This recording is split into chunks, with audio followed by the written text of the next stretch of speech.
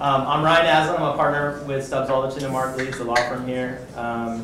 Happy to host you guys. We're happy to have these guys here to have a great talk and some great information for you tonight. Hope everyone learns. Hope everyone had a good time. And sorry we ran out of food. If anyone's still hungry, next time we'll get more. Party at my house after. Yeah, exactly. So for anyone who doesn't know, Stubbs, Alderton, and Markiles is a LA-based business technology law firm. We're a full-service law firm. And we really have always had and will always have a focus on working in the venture community, the tech space, working with a lot of startups. And that's what I do in particular within our firm. In addition to that, we have a Preccelerator program we run out of this office here in Santa Monica, which is normally in this room we're sitting in now, where we host five to six startups at a time, give them co-working space, and help them get to their next steps. So if anyone's interested in that, has questions about that, there's lots of companies from the program that are here. You can ask them or ask me afterwards as well. And let's see, there's a few other folks from our firm here. Heidi put all this together, so thank you, Heidi. She's in the back. Tony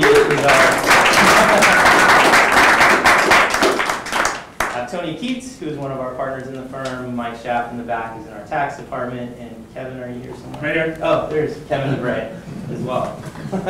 So you can come up and talk to us if you have any questions. With that said, I'll turn it over to our esteemed speakers. By way of quick introduction, we're happy to have Esprit here to moderate our chat this evening and ask a bunch of probing questions, I'm sure. I'll let her tell you more about what she does, but she's with We Are Tech LA, which is a great resource. If you don't know about it, check it out. So again, thank you very much for coming. Short notice. And we're very pleased to have Ian Siegel as well, who is the CEO of ZipRecruiter, who I'm sure all of you are aware of and probably brought a lot of you folks out tonight. And he has a very interesting story to tell, a little bit different than some of the startups, but very successful, obviously. And offices right here on the floor in the building, so very excited. Thank you both for coming. With that, I'll just go ahead and turn it over to you guys. Awesome. Hi, everybody. Hello. How are you guys doing tonight? Good. Are you ready to have an awesome night? Oh, yeah. Who's seen like one of the panels I've moderated in the past? Raise your hand if you've seen one of them. Okay, so who knows the winning dance? All right, everybody stand up. Ian, you don't know what to do. Stand up. So we're all here to win, right? We're going to make like billions of dollars in our company. And there's only one way to like really feel like how being winners, and that's by doing the winning dance. So I want everybody on the count of 3 to do the winning dance together. Ready? 1, 2, 3, go. And we're winning! Woo! So we got to get the energy going because that's what tonight's about. Ian's about to share like his amazing insights with us. I said I would answer questions. What's happening? And there's some seats up here, and I get a little bit lonely, so you guys move up, and if no one moves up, I'm going to pick you out. So it's going to happen. Everybody, come on, up. You guys have to move to the front. I'm looking at all of you. You guys stand up. I see seats right here, right here. I'm going to get lonely. You guys are so shy. All right, 5 people, go. I have a candy bar and a book waiting for you if you do it. All right, cool. Not these two. It's over here. Kyle, is that good? Awesome, Jeff. Thank you. Oh, right. Can you move right here? Right. Yeah. Sure. There you go. Yeah, sure. Sorry. All right. Now I'm ready. Everybody say thank you to Kyle, who's filming. Okay, cool. All right. So, I am Esprit Devora. I run a concept called We Are LA Tech. It's a virtual tourist office for LA startups. We have a podcast, a job board, and a calendar of all the LA startup events. And I am here because I love you guys. And I am so excited that Ian's sitting here with me because he's amazing and has an incredible history to share with us. So tell us a little bit about who you are and ZipRecruiter. Sure. My name is Ian Siegel. I am the co-founder and CEO of ZipRecruiter. We're actually right down the hall around the corner. So this Sorry for the walk. Yes, awfully convenient. Thanks for having me. If you don't know what ZipRecruiter does, in a nutshell, if you are an employer looking to hire somebody, we let you post to 50+ job boards at once, and then all the candidates come into one easy-to-review list. And that very simple business proposition has turned out to be very attractive to a large number of businesses. We now measure our subscribers in the high tens of thousands, and we are doing tens of millions of revenue per year. But it didn't start out that way. Oh, no. No. So let's take it back to the beginning. When's that first moment you realized I'm an entrepreneur? Well, it's a funny thing. It's like saying, when did you realize you were a small business owner? It's sort of like you get out of college, you're trying to find a job, you find yourself in a job. I happen to find myself in tech, and I got into it early enough. I started in '95, and I was in the LA tech scene. And then over time, I was working for all these different startups, and I'd only worked for startups my entire career, so I thought that's what jobs were like.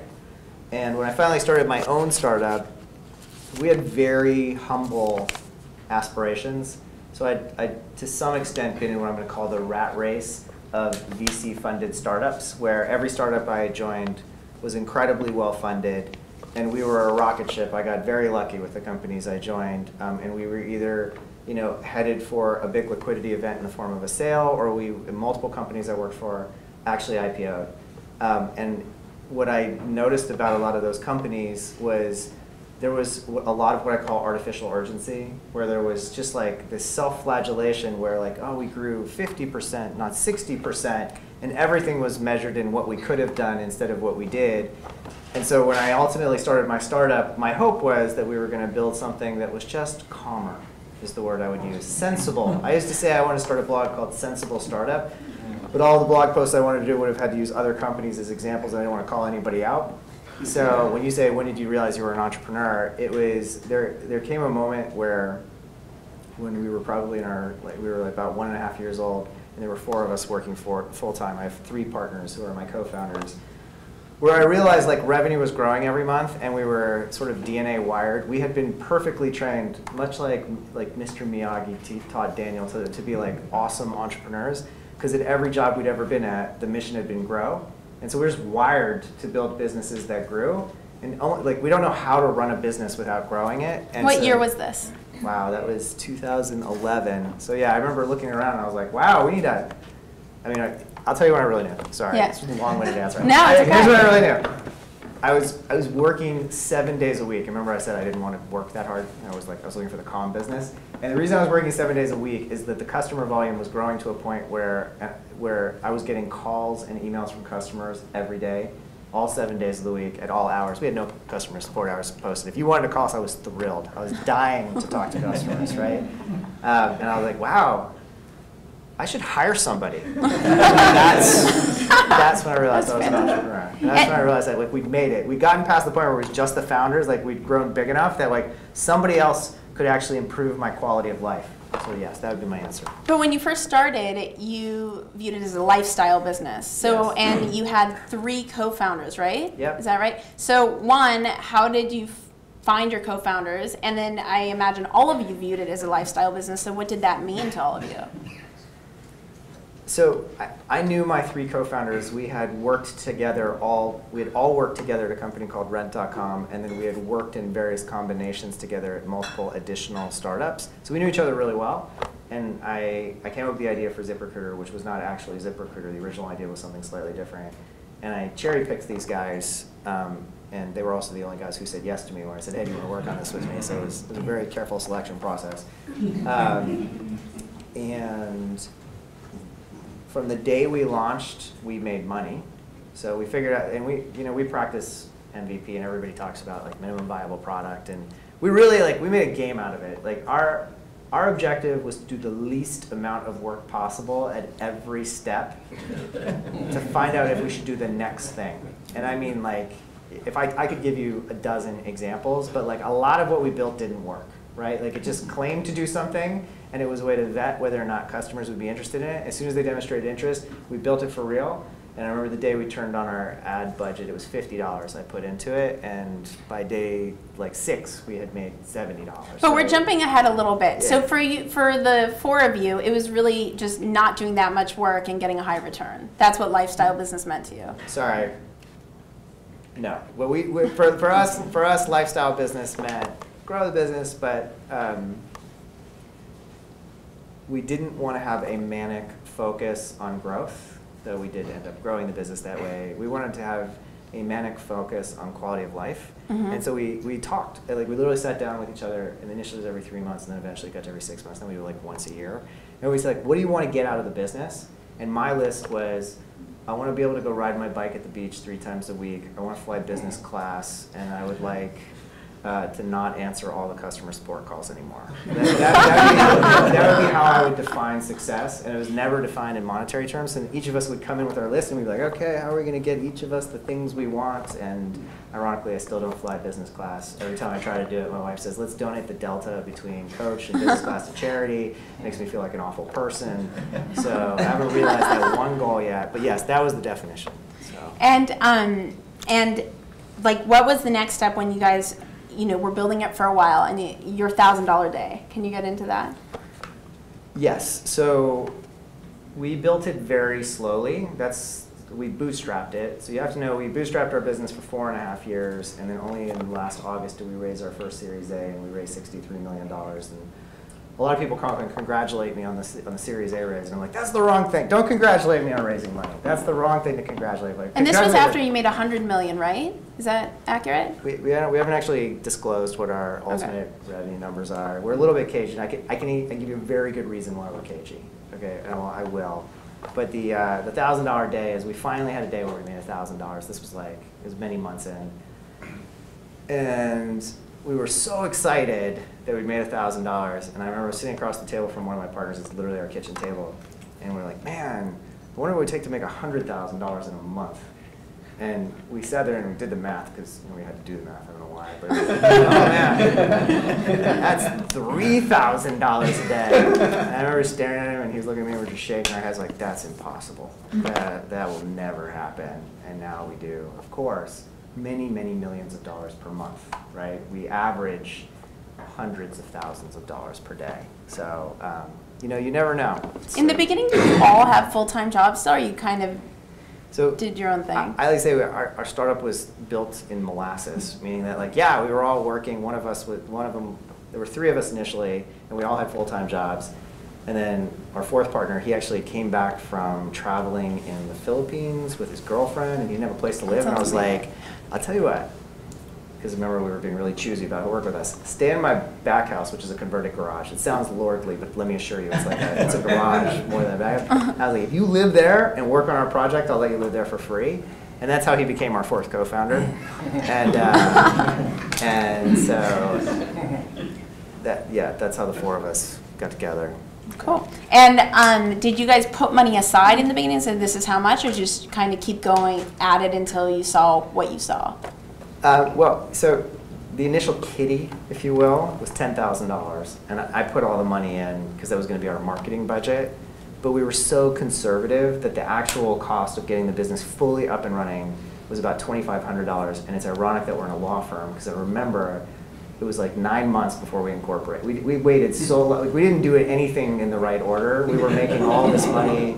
And so none of you should use a law firm.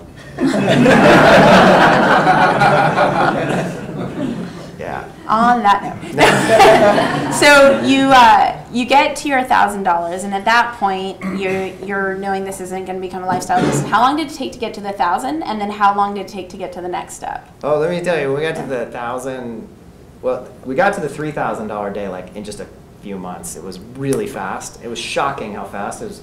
I was running a SaaS business and didn't understand how SaaS businesses worked.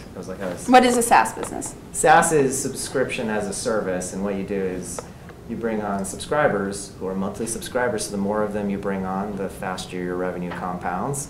And I had built a revenue model, but I didn't believe it because I was so conservative. And I was like, yeah, we actually should hit. It was surprising how fast we get to 100,000, and lo and behold, we did exactly what it projected, which made my partners believe I was some magic forecaster.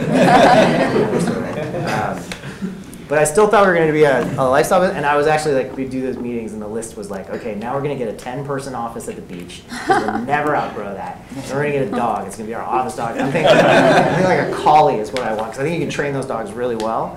And every day I walk into our 80,000 square feet of space, and I'm incredibly disappointed.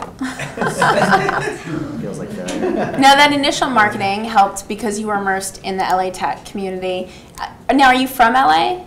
I am from LA. I grew up out here. Cool. And how did you form those initial relationships, and then how did they help in getting you to that first 1,000? Well, the real way it helped And I don't know how, I mean, I'm dazzled by the 23-year-old who starts a business and raises $5 million and like builds a business. That guy, whew, that's impressive. I worked for like 16 years in the LA startup tech scene, and I knew everybody in the community, and I've been cherry picking talent.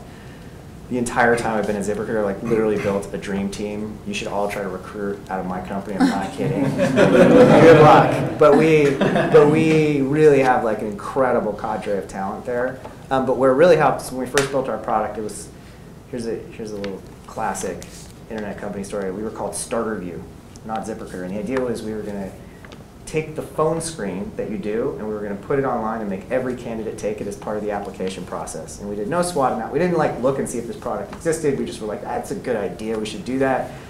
And where the LA tech scene helped me is like I went to 5 companies that were friends of mine and gave them the product, and they all tried it, and they came back and they were raving about it. They were like, this product transformed the way I do recruiting. This is unbelievable. This is the greatest startup that I have tried.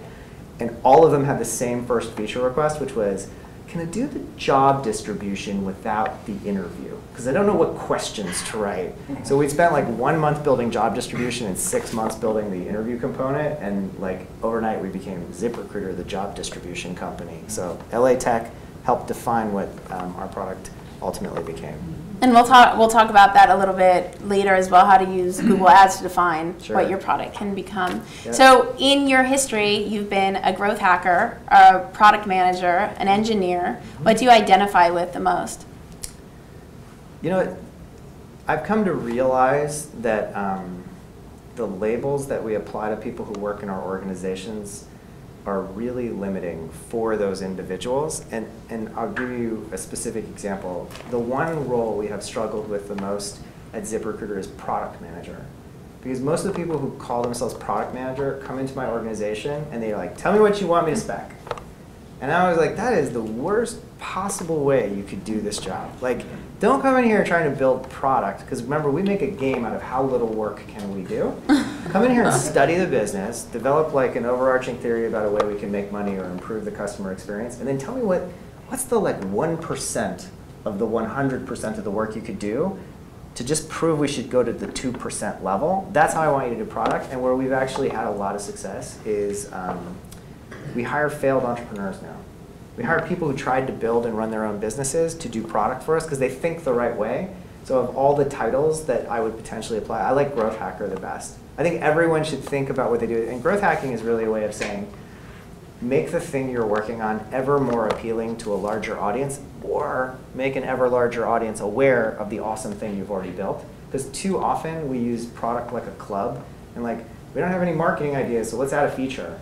And I know I'm getting long-winded on this, but I'll just say like one of our like core tenets at ZipRecruiter is if we build a feature and we deploy it, and I'm going to now say it's like if less than half our users are using it, take it away.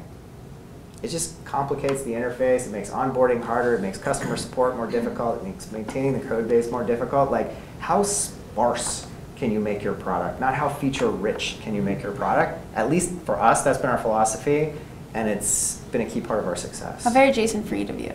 Is that right? Growth hacking. So a lot of it. How many people here have a startup? Raise your hand if you have a startup. So how many people have heard of the term growth hacking? You guys heard of it? Like, what's one actionable tip, someone new to growth hacking, and they don't have the seasoning that you do, that they could apply and help their startup grow? Wow. So there's so many ways that you can, quote unquote, growth hack your business. You know, one of my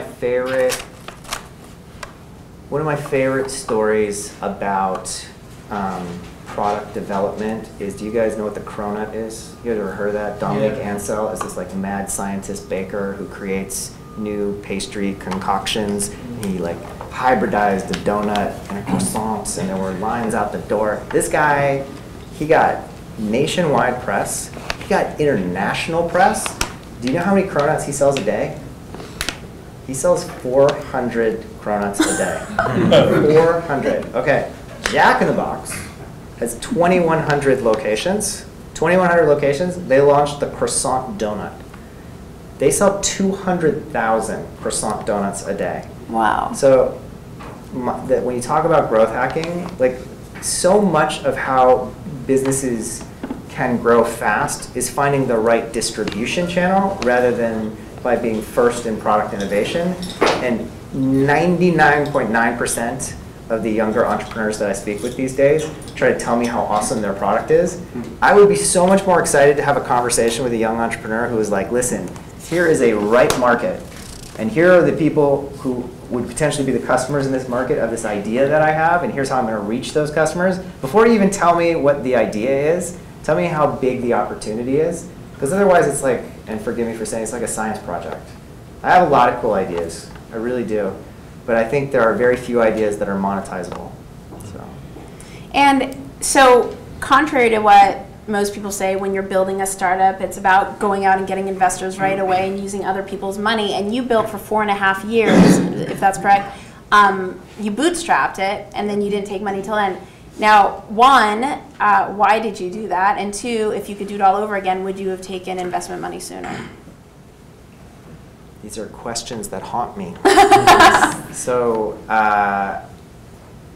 bootstrapping is empowering. If you can bootstrap, you are your own boss. You make all the decisions about how you're going to run your business. We made trade-offs where we could have made a lot more money faster by going to something called continuing lead education leads, which is sort of like a dirty industry.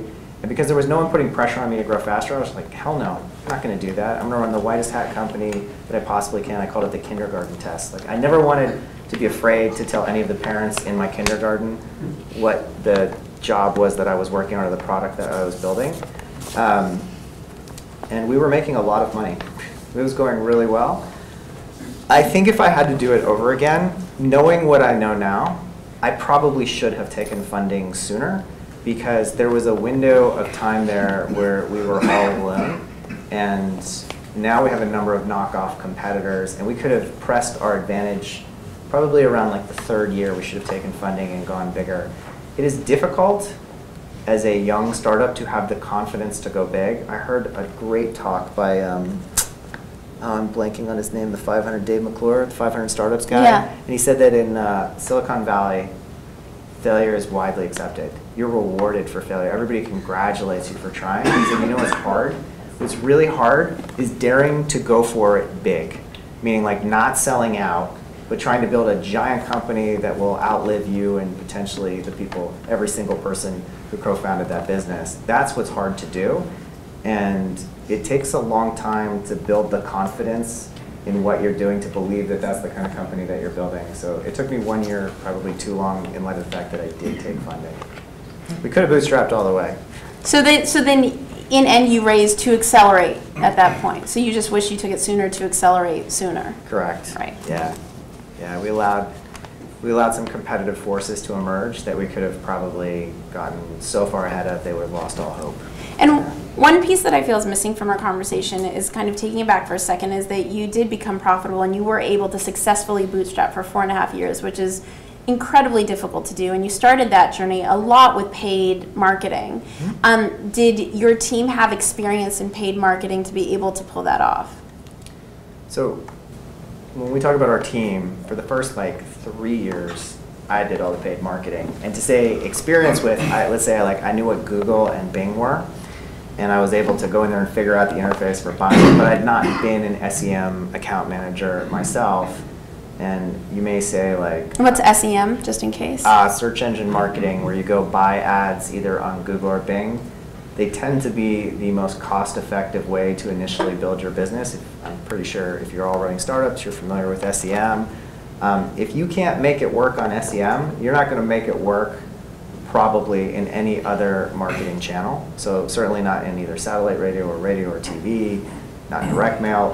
SEM is always the most cost-effective channel, so it's the best place to start. We do all those forms of marketing now, by the way.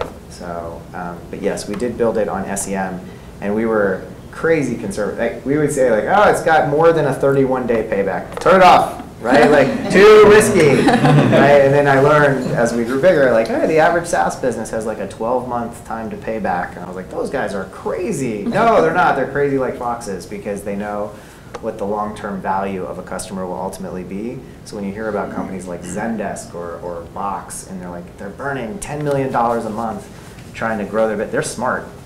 They're actually doing it the right. If their LTV calculations are correct, they're doing exactly what they should be doing. So. Very cool. My first co-founder is one of the co-founders of Box. Oh. Yeah. Congratulations. Yeah. Good for him. Yeah, IPO tomorrow. Oh, yeah. So, what tips would you give them for doing paid search, starting out? Like, what education portal would you ever use? Both paid search and growth hacking, if you could recommend a book, a website, or a blog. So I'm gonna describe my 3 steps to knowing whether or not you have a good startup. Okay, ready? Everyone in here has a startup. Go tell 5 people about your startup, and no matter what words come out of their mouth when you tell them the idea, just watch their eyebrows. If their eyebrows go up, you have a good idea. If their eyebrows if they go like this, your idea sucks. Okay? And the reason I say that is because we could all learn something from Hollywood. So Hollywood, when they write scripts, the way movies get made is they write something called, I think it's like a log line. It's a 1-sentence description of the movie. It ends up being something that's like, Hitch meets When Harry Met Sally, right? And then you're like, oh, okay, I've got a mental construct of what this thing is. And startups tend to be really bad at this. Like, we do things like Uber for X, right? Like, that's an equivalent log line. But what you want to try and find is sort of a differentiation point that you can describe in 1 sentence. Get the eyebrow test passed, and then the first thing you should do, if you're like, let's say you're beta building your product right now, before you're even done with the beta build and the theory of do the least amount of work possible to find out if you have a viable business, smoke test it. How are you going to do that? You're going to go put up 1 page, and it's going to be a fake page, just a web page. Then you're going to go buy a Google ad, and you're going to see if you can get people to click on that Google ad and go to that page. The first test is, can you even write an ad that they're willing to click on? Like, how many clicks can you generate per day? And then I want you to put a button on that page. There's some call to action. Whatever the next thing is you expect them to do, how many people do you get to push that button? If you haven't smoke tested the ad and the button, then you might be wasting a lot of time, right? It's actually really hard for most startups to condense down into a Google ad what their business does. It is the best use of your initial time spent. Like, I always see these, I talk to a lot of young entrepreneurs, and they're like, oh, I'm the non-technical co-founder. So there's nothing I can do until the product's built. That's a terrible answer. There's so much you can do. You can do more than the engineer, because you might save that engineer months of work by figuring out what they should actually be building. For marketing strategies, what are your testing theories? Like, when do you cut off a marketing strategy? How do you know? I mean, I know that's kind of a broad question because there's so many different opportunities that you test, but is there some kind of philosophy you keep in mind as a company? Well, I mean, obviously it's highly variable depending on the product you're building. So if you're running a SaaS business, and I would encourage all of you to launch SaaS businesses. Best business model in the world, right? Because you get a customer one time and they just keep paying you every month. It's fantastic. If you're getting a SaaS business, then it's important to be good at guessing at what the long-term value of a customer will be, because that sort of frames for you how much you're willing to spend on marketing. If you're running a transactional business, it's very direct, right? It's like, do I make more on the people that I buy than what I spend? And I would suggest if you are, you keep pushing that up until you don't, right? It's tough in a transactional business though, because like every dollar you spend is margin lost. I would really encourage you to do SaaS. Yeah. How do you continually set yourself apart from your competitors? You know, we're not a job board, but we often get compared to job boards, and we're not what's called an applicant tracking system, though we often get compared to applicant tracking systems. The truth is we're a hybrid of the two, and we could choose to market ourselves that way, but you know, our real point of differentiation is we don't talk about how soup gets made, we just talk about the end result. And the end result, the problem our customers are trying to solve when they first find us is, I need candidates for an open job. So we are a candidate sourcing platform. That's how we talk about ourselves. We tried every form of Google ad imaginable around things like hiring technology 2.0, a smarter way to hire, and all that stuff was just confusing. You know what works really well? Post to 50 job boards with 1 submission. All the candidates come to 1 list, right? The most straightforward, credibility boosting marketing copy that we could use, very direct response, has consistently for 5 years been our best performer.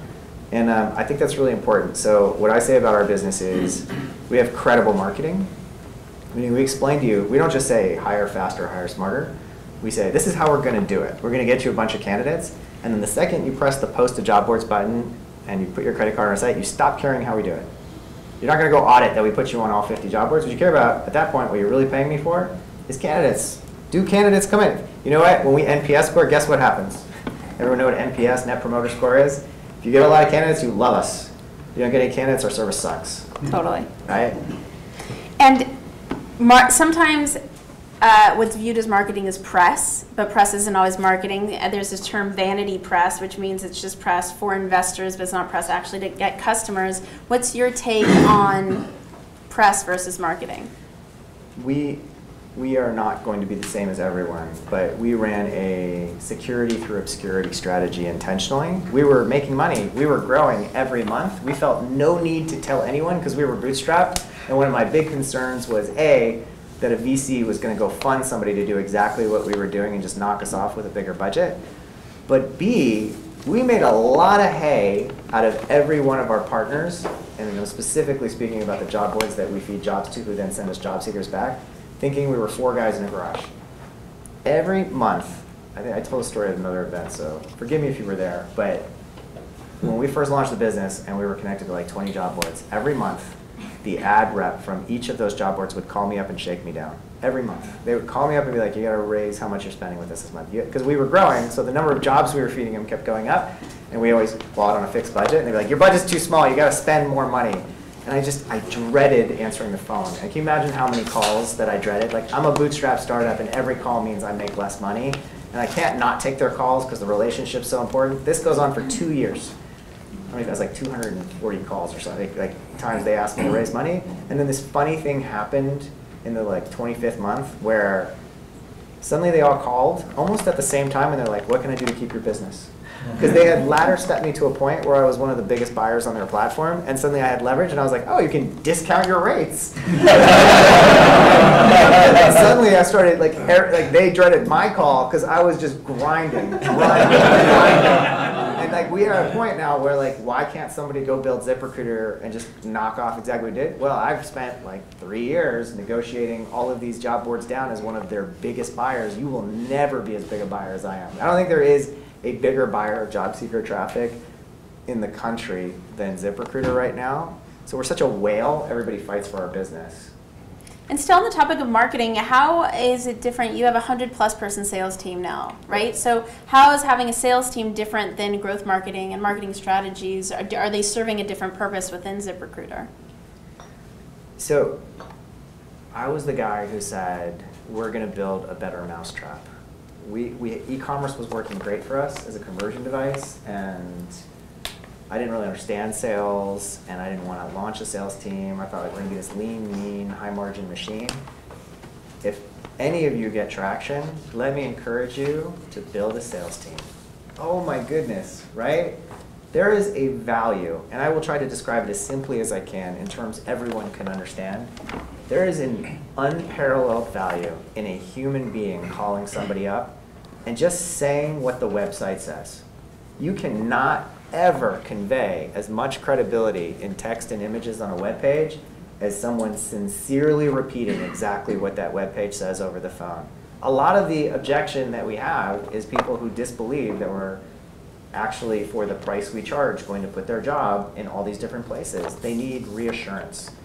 It's not to discount. There is actual sales going on there as well. So sales has been awesome for us in a number of different ways.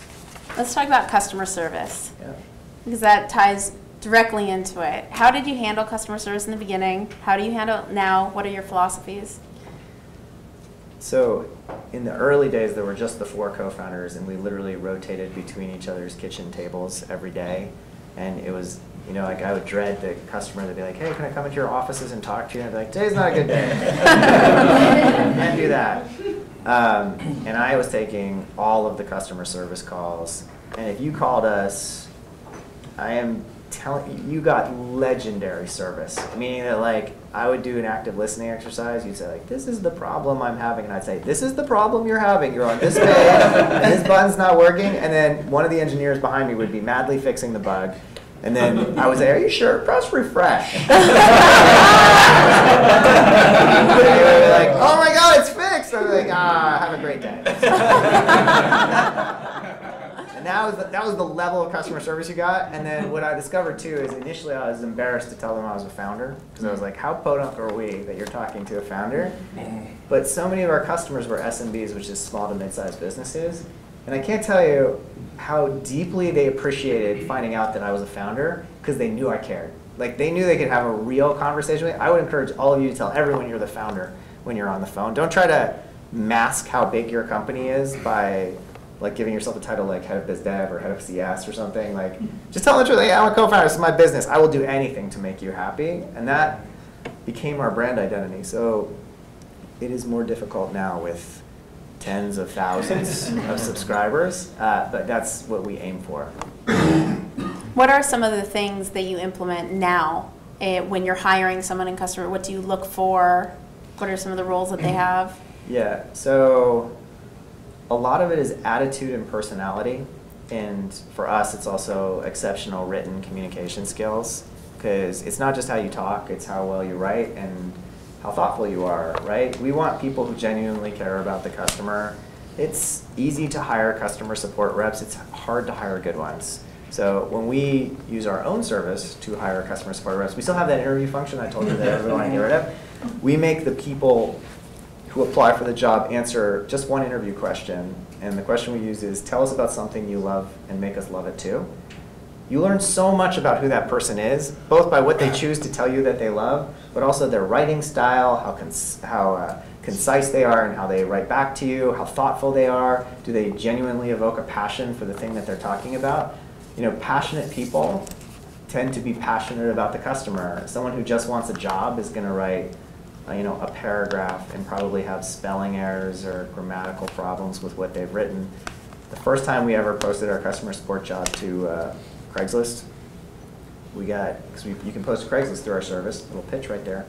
We got 120 candidates, I think in like 28 hours. It was like really fast. I had to turn the ad off because they were just flying in. And I was reading all their responses, and I quickly, without looking at a single resume, I was just reading their answers to that one question.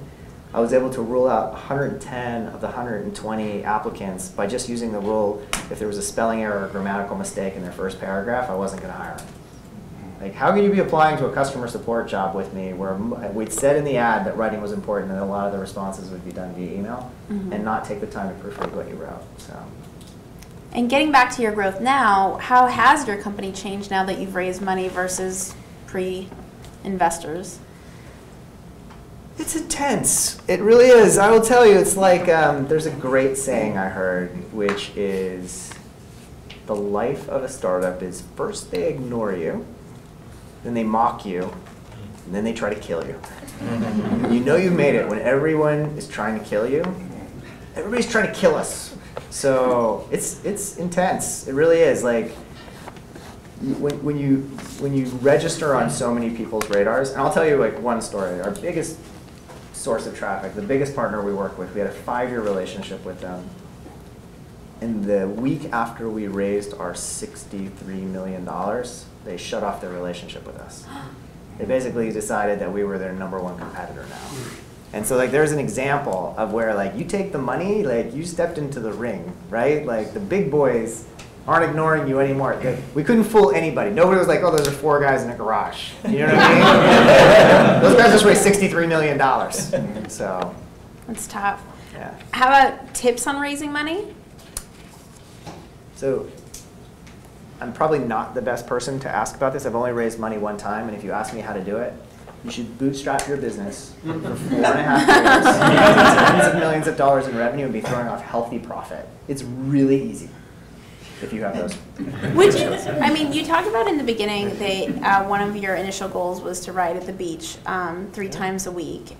Do you ride at the beach 3 times a week right now? I did for like 2 years. Yeah. And then what pisses me off, if I may say so, Yeah. is like one of my co-founders, now that we write, like I'm the CEO and suddenly that means something, and there's like a lot of people who want to meet with me and my days are getting really tight, and one of my co-founders is heading out of the office 3 times a week. I don't know what, he's working out. He's definitely getting in better shape. It's bugging me.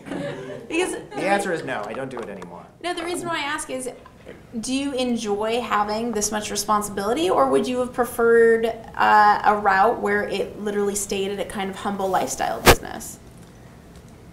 They mean two different. I think that both options were okay. Like if we had just bootstrapped all the way and we had grown a little more slowly, we wouldn't have lost our big partner. Life would have been more relaxed. We were able to milk cash out of the business. That was really fun. But there comes a point, and I think it's what I was saying earlier, where I think most startups run their businesses head down, where you're very focused on your product and you're kind of looking up just enough to see like who's trying to like copy your product or what are the things that can stop you from succeeding. And then it's very rare you get to a point where you kind of can pick your head all the way up and be like, okay, we kind of figured all this out. It's all running. This is kind of smooth right now, right? Like, what else can we do? And there was a moment for me where I realized, wow, like I never thought we would do tens of millions of dollars in revenue. And when we were doing it, and it's so predictable with SaaS. If I haven't mentioned, you should really build a SaaS model. And we're doing it, so like the growth is really healthy. It gives you the opportunity to look and say, like, what? Let's dream a little. Let's blue sky this thing. What could you build? And when I did that, the ideas were so fun. Mm-hmm. Like they were so credible. It seemed so attainable that we could build a business that gets mentioned with the likes of, like, say, an Intuit or a LinkedIn. And I think we're well on our way. That's awesome. What's your favorite part about being an entrepreneur? I love the people. I think you all take it for granted, maybe. It's like there is a conditioning that happens to most kids. Like if you say to most kids, what's a good job? What are they going to say? Older kids. They're going to say doctor, lawyer, right? Jobs that are by definition working for somebody else. We don't really laud the entrepreneur. We laud the successes, but we don't laud the people who try. And we certainly don't like celebrate the small business owner who is an entrepreneur for sure. And I think that my favorite part is the quality of person that you interact with. It's just somebody who's got like a little bit more daring. I have a friend who says life is too short for boring friends. And like when you're an entrepreneur, you surround yourself with interesting people. So that's my favorite part. And your least favorite? My least favorite part of being an entrepreneur. I think there is a level of stress that you become accustomed to, but it is probably an unnatural level of stress. Like most people who work for, let's just pick a giant company, like, pick any company in the defense industry. Probably don't worry about like, is their company going to go out of business? Is somebody trying to kill their company other than like another country, right? No, they don't think that way. But in a startup, almost every VC that pitched me when we were in our first 4.5 years, because they came in waves. Let me give you money, and the pitch was always the same. It was, bad things are going to happen. You're on the rise right now, but I assure you, we see so many more companies than you. There always goes bad, right? The pitch was always fear-based. And that's like, after a while, enough people tell you should be afraid, you start thinking, maybe I should be afraid. Right? I look like I'm just going like this, but maybe I'm about to crash and burn, right? Like everyone's telling you to have anxiety. So that's probably my least favorite. One of my favorite questions that I'm excited to ask, and I feel like you already have touched base on this, but if the you now could tell the you on the day that you made $1,000 in a day advice, what would that be? There's two people in particular I would not hire. They're sitting right there. I think the advice I would have given myself back then is, so the truth is some bad things did happen to us. And when they happened, like what I say is successful entrepreneurs, when good things happen, they're here.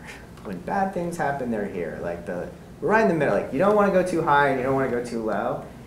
And there were a couple of times where I thought, wow, that's devastating. We will never recover from that. And I spent a couple months stressing about something, and it's so unproductive, right? I wish I could go back and just counsel myself, like, go take a mindful meditation course or something. Like, just chill out a little bit, because it's in those moments where like the job owns you instead of you owning the job. So. Definitely. We're going to get to questions in just a second, but everyone thinks, at least in the news media, when you start a tech company, you're going to make millions of dollars overnight. So let's set some realistic expectations. What, in general, what should a startup expect in the growth of their startup?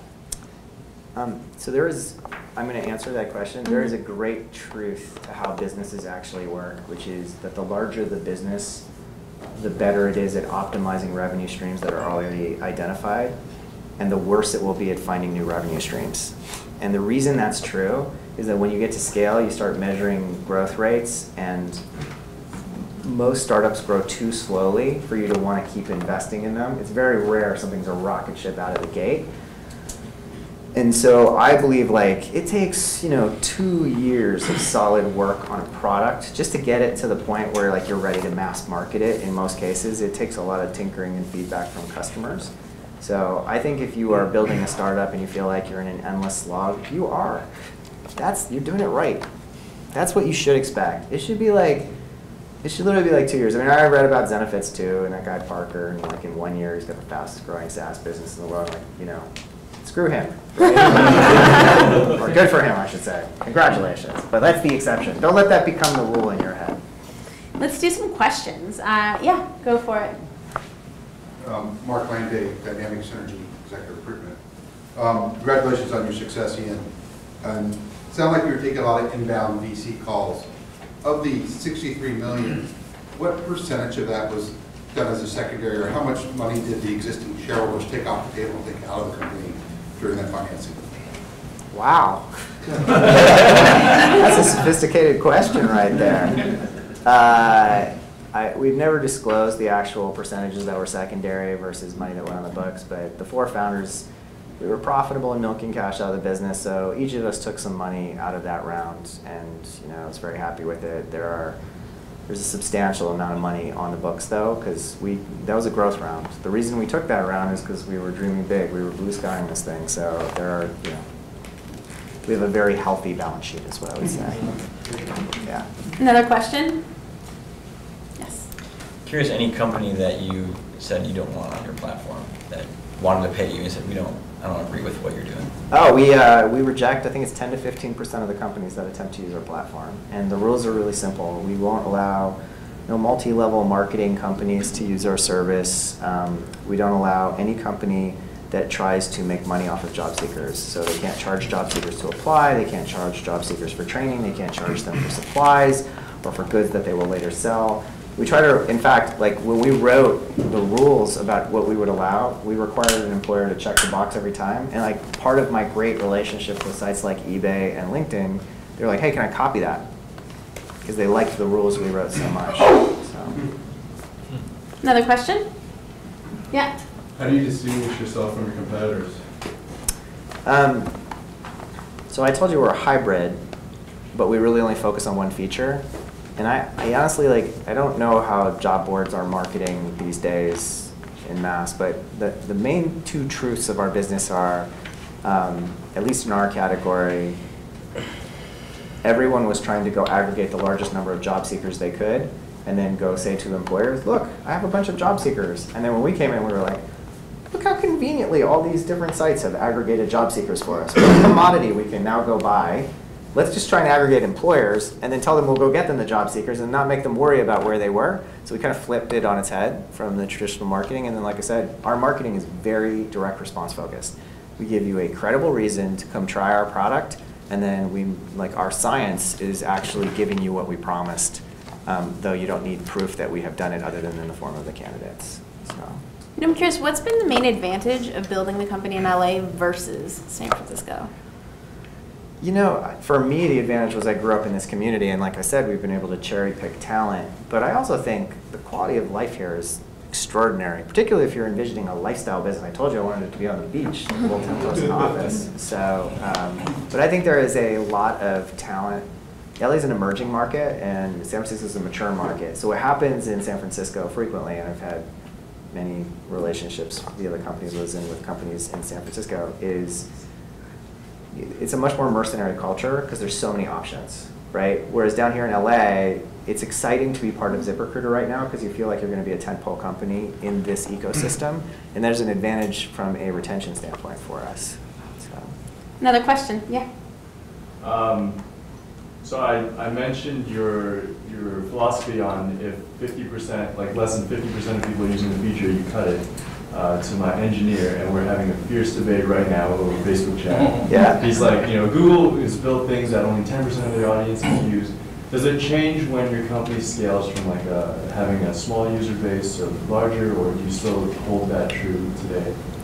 Well, it is also a fierce debate within our own company, because what happens if you start reaching a broader market share is that you have a more stratified set of customers who have different needs. And then where you ultimately make the decision about features, if you want to have a nuanced, sophisticated conversation about it, is, I was talking before, in a SaaS business, you need to know what the lifetime value of a customer is. And if the best value customers you have are the largest customers who have the most feature needs, then it probably makes sense to build those features. But I would encourage you to really examine those truths before you build those features. You should have heard the request for a feature more than 10 times before you build it, beyond whatever your base product does. There's a simple rule I would follow. Go ahead. So that kind of feeds into a question about churn with the SaaS-based model. If you're not building the features, is that affecting your churn? How do you manage keeping that churn as low as possible and managing that long life of a relationship with your customer? I think every SaaS business would answer that question differently. We're in an interesting paradigm because we're in what has historically been a transactional model business, which is go pay for a posting, and then when you fill your job, you're done. What I say about our service is we charge an incredibly low cost for a monthly subscription. Like, we're a third of the price of a single monster posting, for example, for multiple job postings. But what happens is, as the candidates come in, I like to say we delight the customer. They discover they have what's called an applicant tracking system. So suddenly they can invite their coworkers to vet the candidates with them. All the resumes are, online in structured formats. You can quickly browse through them. So the customers who stay the longest are the ones who like that ATS, right? But there's going to be a percentage of the customers, a large percentage for us, who only have one job to post, and they should not use our ATS, and they should naturally churn. So the answer is, for us, when we look at features to build, we're looking at features for the customers who have the propensity to stay a long time, meaning customers who have multiple jobs to post, and that's how we now think about the feature requests that come in, right? You also mentioned that you're trying to potentially be like a LinkedIn at some point. Is that going to be through, without getting specific, through upsells and cross-sells of different ideas and services that you can position for these marquee or your sweet spot customers? I think I said we would be mentioned in the same breath as a LinkedIn, but not ever would I say that we are trying to build a social network like LinkedIn. That's definitely not what we do. We know what we are. But I think that where you will see us evolve, so we're a hybrid, right? We took a thing that existed, which was job distribution, and a thing that existed, which was an ATS, and we chocolate and peanut buttered that together into like, oh yeah, that's a solution that saves time. Well, what else could we do? We get 30 to 50,000 new employers creating accounts on our service every month. The primary user is the HR manager. What other things, like after you find the candidate you want to hire, what's the next thing you want to do? You want to onboard them. That's that exchange of paperwork. Like, here's an offer letter. So will you sign it and send it back to me? Well, we just digitized that. We just launched that. And like, we didn't even announce it. And customers are just finding their way to it, and it's already being used. What's the next thing? Oh, I want to add you to payroll. So we should start hooking into payroll vendors. And I want to add you to insurance. So we should start hooking into insurance. And like, you start to logically find your way to the product by thinking about what got you there. Like, I don't like the businesses that are like, oh, I make money doing X, and I'm big, and I have a lot of customers. And I see somebody else who sells to customers like this, a completely unassociated product, so I'm just going to knock that off, and I'm going to have 2 unassociated products. That doesn't make sense to me. So just be thoughtful about what would the next need your customers have be. Do you monetize that, or do you just add value to keep that relationship? Ask me in 6 months. We do everything like, we built it because it's MVP, right? Will anybody use it? Oh, they're using it. Should we charge for it? I don't know. Let's figure that out. So that's how we do things. Steven? Yeah, so in the product roadmap, it seems like you have these customers, which are the companies that are hiring, but also the customers who are the job candidates. So how do you balance that in your product roadmap, these sort of the requirements? So I didn't mention it before because it always confuses people when I say this. We actually run the largest job alert program in the United States. We have 10 million active job seekers who receive what's called a job alert email from us every day. It's just an email with up to 20 jobs in it that match their interests, and we've curated those jobs from over 500 job boards for them. And it's a really valuable service for job seekers. It's completely free. You know, the truth about how you win in our category is you either have lots of employers or you have lots of job seekers, and it's the rare company that has both. It is squarely in the bullseye of our roadmap that we are going to try and become a destination for job seekers, because we already have a differentiated value proposition, which is stop searching, let us curate the jobs for you. But you know, is it like, how do we balance it against the employer side? The employer side is fortunately really mature for us, so I would say like we're like 80% focused on the job seeker side. Yeah, in the back. Hi, my name is Tim Hamlin. I'm a recruiter and I use your service. Oh, great. But could you tell me, with the boost, when I post a job, Yeah. you have a boost feature, Yep. but I've never used it. Should I be using it? It costs more money. Wow, these are some really specific questions. Okay, for those that don't use our product, we have what's called standard distribution, where you push a button and the job just goes to 50 job boards. And then we have a couple of premium job board options. So like you can put your job on Monster. You used to be able to put your job on Indeed, but that was the partner who we separated from after we raised money. But we also launched this product called Traffic Boost. And what you, recruiter, I missed your name. Tim. Tim, what you don't know is that in addition to putting your job on all these different job boards, we actually pay them per click for your job. And when you click that Traffic Boost button, we just put you into what we call premium feeds, where we're putting you on all the same boards, but at a higher bid per click and with a much larger budget behind it. And it generates a substantially better result for you, because these are just like Google, a lot of these job boards. They're pay-per-click advertising engines. So it totally works. It generates about 3 times more candidates, but it's elective. Only use it if you have to use it. So if you have a job that's struggling, it's like the nitrous button on a job. That's what it is. Yeah. Yeah, go ahead. In a second, Mark. Go ahead. Back here. Yeah. So it looks like you've worked in the past at several different startups. What are some of the skills that you think you developed working for somebody else, and what are some of the failures that you saw in those experiences that you think were the most valuable in making you successful in this new role? The most valuable skill any startup entrepreneur can have is the ability to model what they are doing. And it's a funny thing, but like if you can't measure it, you can't optimize it. And at multiple startups, I played, in addition to a product role and a technology management role, I actually built financial models to reflect what was happening in the business. And that skill set served me better than any other skill set. I'd say the second most important skill set is probably salesmanship, which, like, being able to ask someone for money is an uncommon skill. And it is an uncomfortable thing for most people, particularly people with predominantly an engineering background. It's the fear of asking someone to pay you for your work that holds a lot of startups back. So those would be the 2 primary skills that are obvious. And then, you know, this is the third thing. Like I said before, I'm amazed by the 23-year-old that launches like a successful startup, because I was such an asshole myself at 23, and it took like a lot of, you know, rubbing away rough edges for me to feel really comfortable managing people. And now it feels second nature to me. Like, I'm not afraid, for example, to give you honest feedback in the moment. And that's a really difficult thing for a lot of people to do, but it's a really healthy thing for an organization. So those would be the things that I think that you get with time and experience at other startups. The failures, over and over again, I've seen startups make choices for short-term revenue gain at the long-term expense of the relationship with their customer. And there's just so much pressure from your VC to like make a number, right? To be as good as you sold during the fundraising process. And I think you should always bias yourself to satisfying the customer over making more money. And I know everybody says that. It sounds so trite, and yet it's really difficult to do. Yeah. Yeah. Yes, Ryan. Ryan, any thoughts on the pricing, how you went about pricing the product? Okay, so we initially did no price testing. We just made up prices. We literally did. And you initially offered it for free. We for a brief period of time, we offered it for free. but we, like the day we made money, the day we actually turned on ads, we were charging, and that's how we made money right away. But we now do a lot of really sophisticated price testing, and it turns out it's an incredible lever in your business because the appetite and the price sensitivity for your product will vary by things like geography or the size of the business. In fact, for many businesses, if you underprice your product, it diminishes your credibility.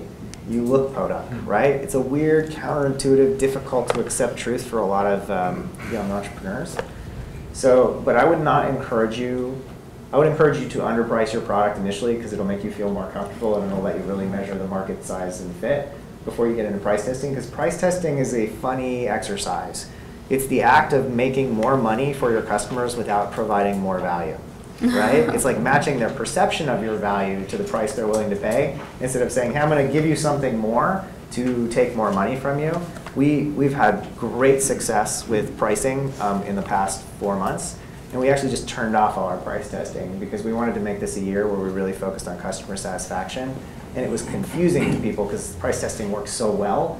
Like there's so much excitement about yield extraction from customers that there isn't enough focus on satisfying customers. So I'd rather, to your churn question, have more customers stay longer as a way to make more money than just charge a smaller base of customers more money in the short term. Oh, we had a couple more questions. Yeah, Mark? All right, so you don't feel like me, I'll ask you too.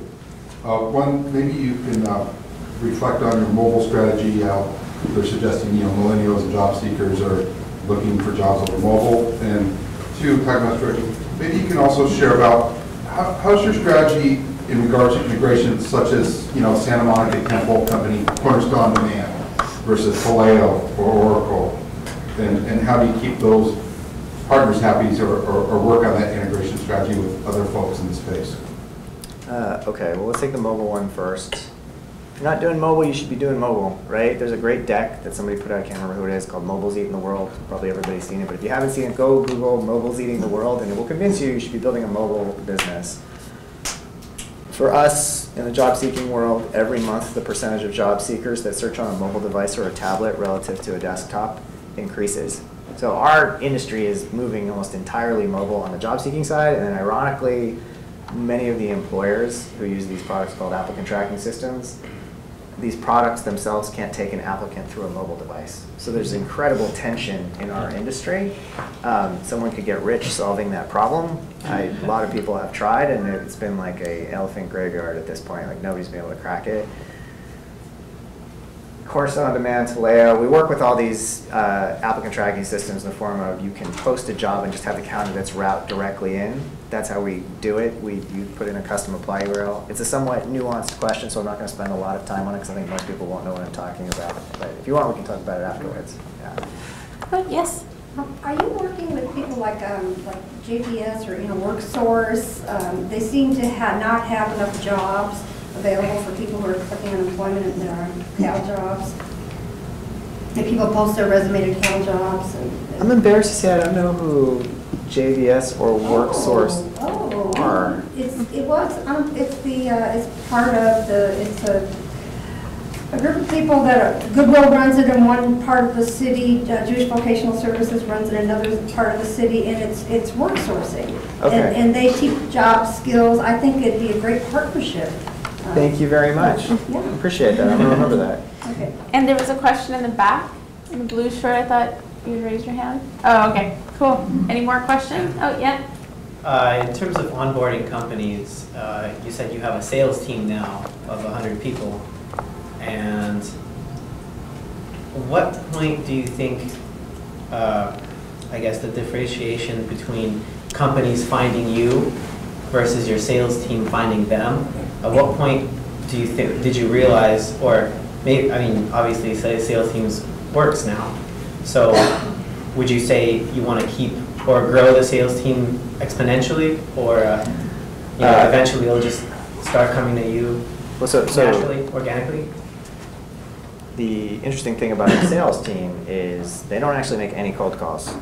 So we get 30 to 50,000 businesses a month that come register and create an account on our site, and then some subset of them actually become subscribers. So the sales team calls the ones that didn't become subscribers. So they're dealing with a huge fire hose of warm leads where we have a lot of information about the individual. They've already expressed interest and often created their first job. So it's a little bit different. I hope that the sales team could be 1,000 people, because I would say we're getting like 100,000 businesses. I don't know how realistic that is. We're pretty big as it is. But the question of onboarding effectively, there's the difference between sales and what we call in the industry parlance customer success, which is like a blend of customer support and then outbound proactive activity where you try to create good relationships with your customers. We waited too long to invest in that. Our early indicators are that's an incredibly fruitful strategy, and it's just think about it like what Zappos does. You order shoes from Zappos, somebody calls you up and says, hey, I just shipped those to you for free. I took away the shipping. It's free shipping. What a great customer experience, right? We all have the opportunity within our businesses to create those kinds of experiences, and that's what creates evangelists for your product, and there's nothing more valuable than a human being telling another human being to use your service. Nothing. I love that. And on that note, I think it's time, right, Ryan? Yeah. Okay, cool. And so thank you, you guys. I wouldn't be here and Ian wouldn't be here if we weren't absolutely committed to your success. So if there are any questions that you come up with later that you just want to get answered, email me, and then I'll get all the answers for you, so you don't have to leave here without feeling that you didn't get your question answered. Is there a way that everybody could stay in touch, or how can they learn more about you? Well, the best way to contact me is to go to ZipRecruiter and create a ZipRecruiter account.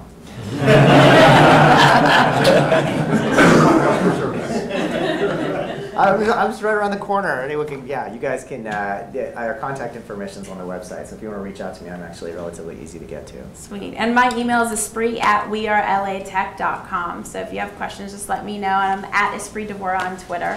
You guys have a great night, and thank you so much for spending it with us.